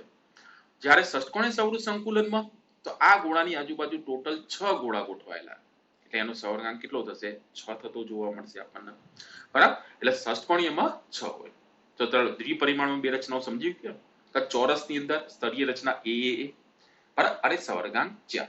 જ્યારે ષષ્ઠકોણીય અંદર સ્તરીય રચના એબી અને સવર્ગાંક 6 જોવા મળે છે. ચલો હવે આપણે આ જે દ્વિપરિમાણીય 2 પ્રકારના સ્તર બન્યા એના ઉપર આપણે ત્રિપરિમાણીય રચના ગોઠવી શકીએ. તો સૌથી પહેલા આપણે ચોરસ ઉપર ગોઠવીએ. તો આપણે ચોરસના જેવું એક આખું નીચે સ્તર ગોઠવી દીધું, એના ઉપર એના જેવું જેવું જ આપણે બીજું ગોઠવીએ, એના જેવું જેવું શું કરીએ આપણે બીજું ગોઠવીએ, જે ત્રીજું ગોઠવીએ એ પણ એના જેવું જેવું જ, બરાબર, ચોથું ગોઠવીશું એ પણ એના જેવું જ ગોઠવીશું, તો આપણે જે રચના બને એને આપણે શું કહીએ છીએ, એકદમ સાદી ઘન લેટીસ, એને આપણે શું કહીએ છીએ, સાદી ઘન લેટીસ। એટલે કે આ જે ચોરસ રચના બની, ચોરસ સવૃત સંકુલન, એના જેવા જો આપણે આવા બધા સ્તર ગોઠવતા જઈએ તો આપણને એક સાદી ઘન લેટીસની રચના થાય છે, અને આમાંથી આપણને જે એકમ કોષ મળે એ આદિમ એકમ કોષ મળે છે। આમાંથી જે એકમ કોષ મળશે કયો મળશે આપણને, આદિમ એકમ કોષ મળે છે। ખ્યાલ આવ્યો શું? આમાં સવર્ગાંક 6 થાય, કેમ? કારણ કે એના જે આ પોતાના સ્તરના 4 છે એ તો મળવાના છે, અને એક ઉપર અને એક નીચે મળશે, કારણ કોઈ પણ ગોળો અહીંયા હોય તો એની ઉપર પણ એક છે, એની નીચે પણ એક છે, બરાબર, એટલે અહીંયા સવર્ગાંક કેટલો થશે, 6 થતો જોવા મળશે આપણને, બરાબર, સવર્ગાંક કેટલો થાય 6, કે આ ગોળો એની ઉપર એક એની નીચે એક, અને પોતાના સ્તરના એના પાસે કેટલા છે, ટોટલ 4, એટલે આપણને સવર્ગાંક કેટલો થાય 6 જોવા મળે। ખ્યાલ આવી ગયો એટલો, બરાબર? ચલો હવે એનાથી આગળ જઈએ। હવે આપણે જે રચના કરીએ તો એની અંદર તો અહીંયા સુધી આપણે ષષ્ઠકોણીય સ્તર રચ્યું, તો આ ષષ્ઠકોણીય સ્તરમાં જે આ 3 ગોળા છે એની ઉપર હવે આપણે એક ગોળો ગોઠવીશું, બરાબર,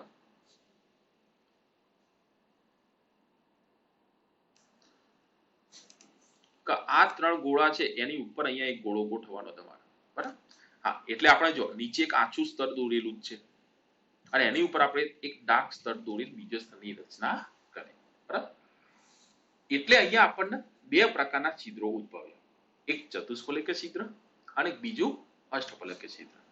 એટલે આપણે એમ કહી શકીએ કે ભાઈ જે છિદ્રો બીજા સ્તરના ગોળાથી ઢંકાઈ જતા હોય તો એમને આપણે ચતુષ્ફલકીય છિદ્રો કહીએ છીએ।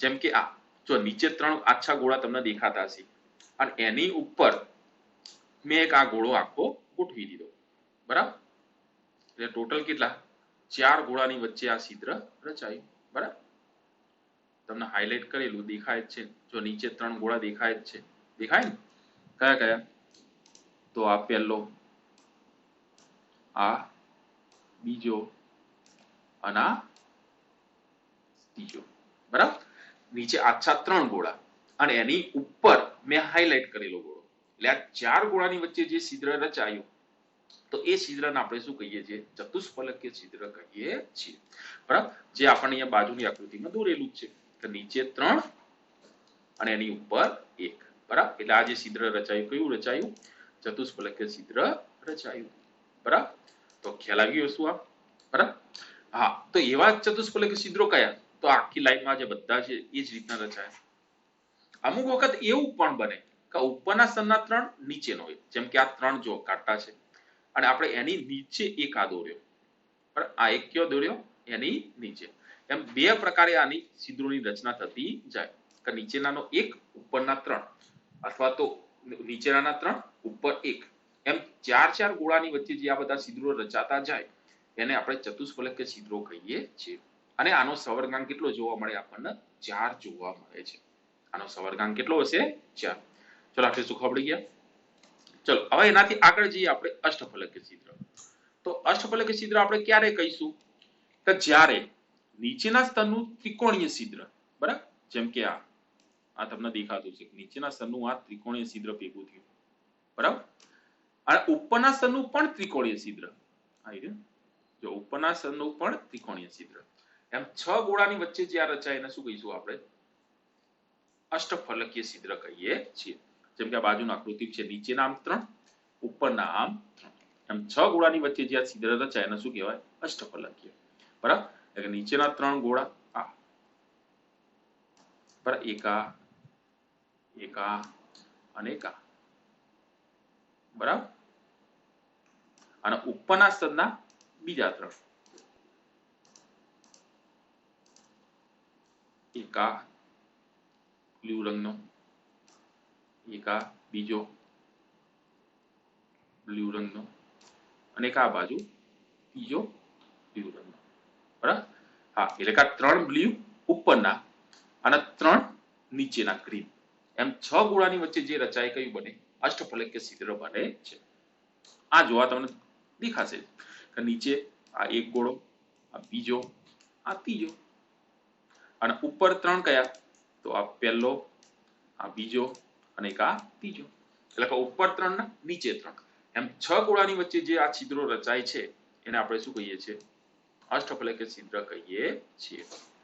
તો ચલો ચતુષ્ફલકીય અને અષ્ટફલકીય છિદ્રોનો ખ્યાલ તમને આવી ગયો. તો ચતુષ્ફલકીય છિદ્રો આપણે ક્યારે કહીશું કે નીચેના 4 ગોળાની વચ્ચે જે છિદ્ર રચાય એને આપણે શું કહીશું ચતુષ્ફલકીય છિદ્ર કહીએ છીએ. અને એનો સવર્ગાંક આપણને 4 જોવા મળે છે. અને અષ્ટફલકીય છિદ્ર આપણે ક્યારે કહીશું કે જ્યારે નીચેના સ્તરના 3 અને ઉપરના સ્તરના 3 એમ બે ત્રિકોણીય છિદ્રોની વચ્ચે જે જગ્યા રચાય એને આપણે અષ્ટફલકીય છિદ્ર કહીએ છીએ. અને એનો સવર્ગાંક આપણને કેટલો મળશે તો 6 મળે છે. એનો સવર્ગાંક આપણને કેટલો મળે છે 6. ચલો હવે એનાથી આગળ જઈએ. હવે આના ઉપર આપણે એક ત્રીજું સ્તર ગોઠવીએ. આના ઉપર આપણે એક શું કરીએ ત્રીજું સ્તર ગોઠવીએ. તો જો હું ચતુષ્ફલકીય છિદ્રોને ટોકતા જઉં એમ હું ચતુષ્ફલકીય છિદ્રો જ બનાવતો આખી રચનામાં જઉં એમ તો શું થાય તો આપણને એક હેક્સાગોનલ રચના બને. જેમ કે ઉપરના સ્તરમાં 3 ડાર્ક ગોળા રહ્યા એની ઉપર જો હું ગોળો ગોઠવું તો એ ગોળો એક્ઝેક્ટ કોના જેવો આવ્યો તો પહેલા સ્તર જેવો આવશે. તો એક્ઝેક્ટ કોના જેવો આવ્યો નીચેના જેવો જ આવ્યો આછા જેવો. બરાબર કેવો આવ્યો નીચેના જેવો જ કમ્પ્લીટલી. હા એટલે એનો મતલબ કે એનું ત્રીજું સ્તર કોના જેવું આવ્યું પાછું પહેલા જ જેવું.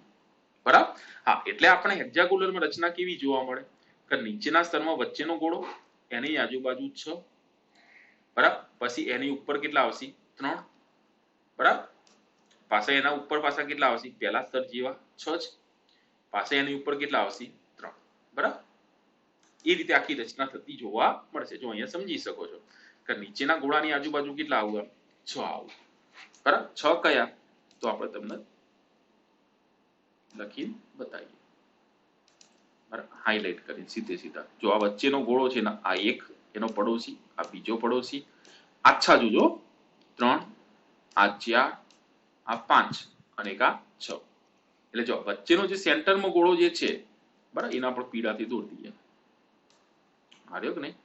એની આજુબાજુ ટોટલ કેટલા ગોળા જોવા મળે તમને તો 6 ગોળા જોવા મળે બરાબર. અને એની ઉપર તમને જો આ 3 ડાર્ક દેખાતા જશે એની ઉપર આ 3 આરે આરે હા એ 3 કેવા દેખાય ડાર્ક દેખાય કે નહીં. હા એટલે જો વચ્ચેનો જે ગોળો હતો પીળા રંગનો એની આજુબાજુ કેટલા 6 આ બ્લુ થી દોર્યા અને એની ઉપર 3 કયા લીલા રંગથી બરાબર. હા પછી ત્રીજું સ્તર તો પાછું કોના જેવું આવ્યું પહેલા જ જેવું બરાબર. એટલે રચના કેવી થઈ 6 3 6 3 અહીંયા 6 પછી 3 પાછા 6 પાછા 3 એમ કરતા કરતા આપણી રચના બનતી ગઈ. તો ચલો આટલી શું ખબર ગયા. હા એટલે કે આમાં થપ્પીની પાત એટલે કે સ્તરીય રચના કઈ થાય એબી થાય છે. ચલો બીજી વસ્તુ આમાં સ્તરીય રચના કઈ થઈ એબી. આમાં સવર્ગાંક કેટલો થાય તો 12. કેમ કારણ કે એના પોતાના સ્તરના 3 આ વચ્ચેનો ગોળો રહે પોતાના સ્તરના 6 ઉપર 3 નીચે 3 આ ઉપર 3 નીચે 3 એટલે સવર્ગાંક કેટલો થાય 12 થતો જોવા મળે છે. અને 74% જેટલું કદ રોકે બરાબર.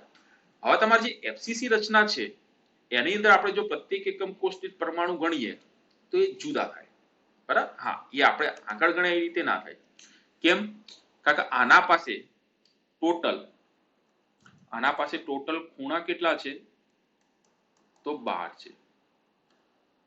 એના પાસે ફલક ઉપર પરમાણુ કેટલા છે તો 2 છે. અને એના પાસે કેન્દ્રમાં કેટલા પરમાણુ છે તો 3 છે બરાબર. ચલો આપણે બધાને હાઇલાઇટ કરીએ. ચલો ખૂણા ઉપર કયા તો 1 2 3 4 આ 5 આ 6 આ 7 આ 8 9 આ 10 11 આ 12 તો ખૂણા ઉપર કેટલા આયા 12. ચલો પછી ફલક ઉપર કયા કયા તો ફલક ઉપરના તો આ ઉપરનો 1 અને આ નીચે 2 બરાબર. અને કેન્દ્રમાં કયા આયા તો કેન્દ્રમાં આપણને આયા આ 3 1 આ 2 અને એક આ 3. ખ્યાલ આવ્યો વસ્તુ.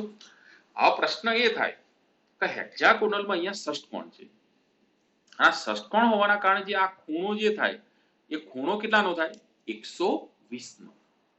એટલે 360 ભાગ્યા તમે 120 કરો એટલે એક જ સમતલમાં 3 જ એકમ કોષ આવે. કેટલા આવશે? 3 જ.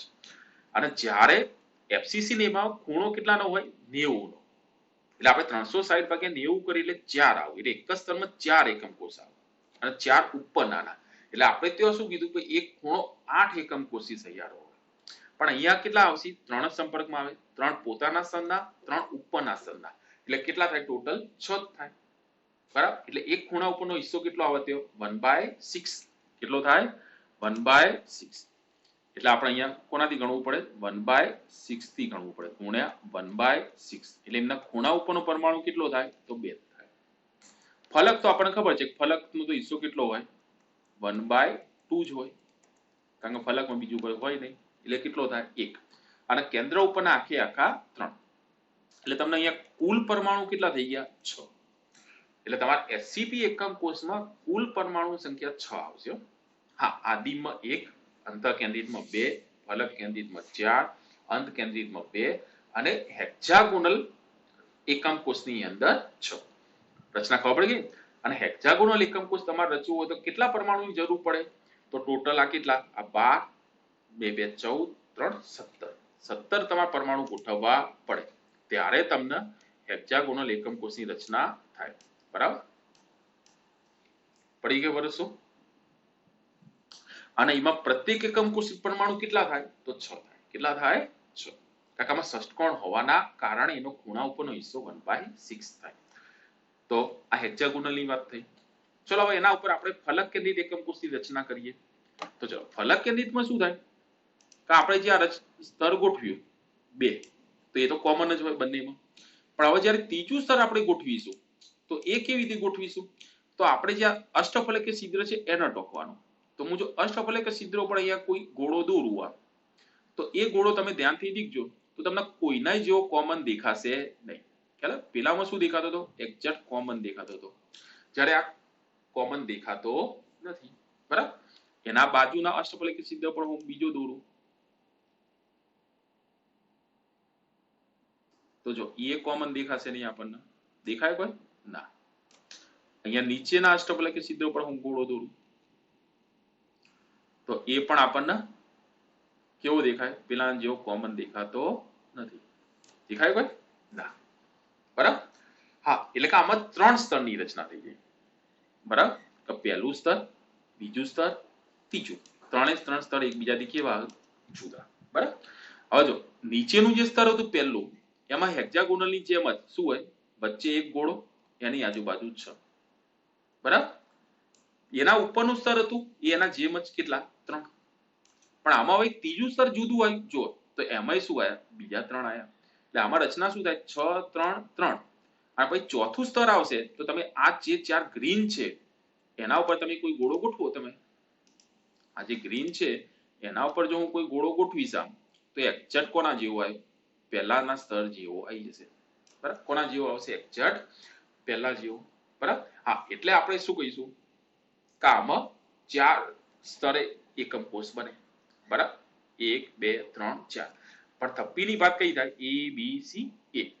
એટલે A કરતા B જુદું, B કરતા C જુદું, પાછું A આવશે એ પાછું કોના જેવું આવશે? પહેલા જેવું આવતું જોવા મળે છે. એટલે કે આમાં સ્તરીય રચના કઈ થાય? A, B, C, A, B, C. તો આટલી શું ખબર પડી? આમાં પણ સવર્ગાંક કેટલો થાય? 12 જ થાય. કે એના પોતાના સ્તરના 6, ઉપર 3, નીચે 3. એમ સવર્ગાંક કેટલો થશે? 12. એટલે એફસીસી માં પણ સવર્ગાંક કેટલો આપણને? 12 જોવા મળે છે. ચલો ખ્યાલ આવી ગયો શું? પછી અહીંયા કેટલાક ઉદાહરણ લખેલા છે. તો આલ્કલી ધાતુઓ અંતઃકેન્દ્રિત રચનાઓ ધરાવે છે. Fe, Ba, 20, Pr, Cr, Mn આમનામાં અંતઃકેન્દ્રિત મળશે. ચલો એના પછી ફલક કેન્દ્રિતમાં આ ધાતુઓ ફલક કેન્દ્રિત છે અને આ ધાતુઓ હેક્સાગોનલ રચના ધરાવે છે. જે તમે એક્ઝામ માટે યાદ રાખવી હોય તો રાખી શકો. બરાબર? અને તમે આમાંથી સ્ક્રીનશોટ પાડીને લખી દેજો. જો તમારી પાસે હોય તો બરાબર, ના હોય તો તમે આમાંથી લખી શકો. ચલો એના પછી જોઈએ આપણે ચતુષ્ફલકીય અને અષ્ટફલકીય છિદ્રોના સ્થાન. ચલો હવે આપણે હું જોઉં તો આપણા પાસે આ એક એકમ કોષ છે. એ એકમ કોષમાં શું છે? 8 ખૂણા ઉપર પરમાણુ છે. જો આ 1, આ 2, આ 3, આ 4, આ 5, આ 6, આ 7 અને એક આ 8, બરાબર. અને 6 ફલક ઉપર છે. 1, 2, આ 3, 4, આ 5 અને આ નીચેની ફલક 6, બરાબર. એટલે કે આ કયો એકમ કોષ થયો? 8 ખૂણા ઉપર અને 6 ફલક ઉપર. તો આ ફલક કેન્દ્રિત એકમ કોષ થયો, એફસીસી. આ એકમ કોષ કયો છે? એફસીસી એકમ કોષ આપણને જોવા મળે છે. હવે આ એફસીસી એકમ કોષ તમે 8 ભાગ કર્યા. ખબર ને 8 ભાગ કઈ રીતે? તો એક અહીંયાથી વચ્ચે આડી લાઈન આમ દોરી દીધી, એક આમ ઊભી દોરી દીધી મેં, અને એક અહીંયાથી આમ, એટલે એક આમ ભાગ કર્યો, એક આમ અને પછી એક આમ. એટલે આપણે કેટલા ટોટલ ભાગ કરી દીધા? 8. હવે એમાંના એક ભાગનો આપણે અભ્યાસ કરીએ, બરાબર. એમાંના એક ભાગનો આપણે અભ્યાસ કરીએ. તો ચલો જો, તો હું આ પહેલો ભાગ અહીંયાથી લઉં. તો અહીંયા જો, અહીંયા એક પરમાણુ છે ખૂણા ઉપર, તો અહીંયા આવી ગયો, આવી ગયો ખૂણાનો. ચલો પછી આ ઉપર જગ્યા ખાલી, ખાલી એની પાછળ એક પરમાણુ આવ્યો ફલકનો, તો એ આપણે દોરી દીધો. પછી અહીંયા આયા તો જગ્યા ખાલી. પછી અહીંયા આગળ આવ્યો તો એક પરમાણુ આવ્યો ફલકનો, જે આપણે આ દોર્યો. એની નીચે અહીંયા જવું તો ખાલી, એની પાછળ જો તો ફલકનો પરમાણુ આવ્યો, જો આવ્યો. પછી આ બાજુ ખૂણા ખાલી. એટલે આપણને એક ભાગમાં કેટલા ગોળા મળે? 4. અને આ તમે 4 ગોળાને આમ જોડી દો તો આપણને એક ચતુષ્ફલકની રચના થતી જોવા મળે. કોની રચના મળે છે? ચતુષ્ફલકની રચના થતી જોવા મળે છે. એટલે આપણે આને શું કીધું? ચતુષ્ફલકીય છિદ્ર. એટલે એક એકમ કોષમાં ટોટલ 8 ચતુષ્ફલકીય છિદ્રો હોય. કેમ? કારણ કે આપણે અહીંયા ભાગ કેટલા કર્યા હતા? ટોટલ 8. કેટલા ભાગ કર્યા હતા? 8 ભાગ. તો છિદ્રો પણ કેટલા હોય? 8 જ હોય. તો ચલો એટલે શું ખબર પડી ગયા? કઈ જગ્યાએ છે? તો આ જે 8 ભાગ કર્યા એના એક્ઝેક્ટ વચ્ચેના કેન્દ્રમાં, વચ્ચોવચ અહીંયા, એક અહીંયા, એક આ પાછળ, એક અહીંયા અને એક અહીંયા, વચ્ચોવચ એમ 8મા ભાગના, તો આપણને ચતુષ્ફલકીય છિદ્ર જોવા મળશે, બરાબર. હા, એટલે આપણે એક વસ્તુ સમજીએ કે એક અંતઃવિકર્ણ જો હું દોરું તો એની અંદર કેટલા ચતુષ્ફલકીય છિદ્રો આવી શકે? તો જો હું અંતઃવિકર્ણ દોરું, આ ખૂણાથી હું આ છેડાનો ખૂણો જોડું, તો એક આ પાછળના આ ભાગનું એક ચતુષ્ફલકીય છિદ્ર અને એક આગળના ભાગ, બરાબર. એમ બે ચતુષ્ફલકીય છિદ્રો એક અંતઃવિકર્ણ ઉપર આવે છે. એક અંતઃવિકર્ણ ઉપર કેટલા આવશે? 2 ચતુષ્ફલકીય છિદ્રો આવશે, 2 ખૂણા આવશે, એક કેન્દ્ર આવશે. ચલો હવે આપણે અષ્ટફલકીય છિદ્ર જોઈએ.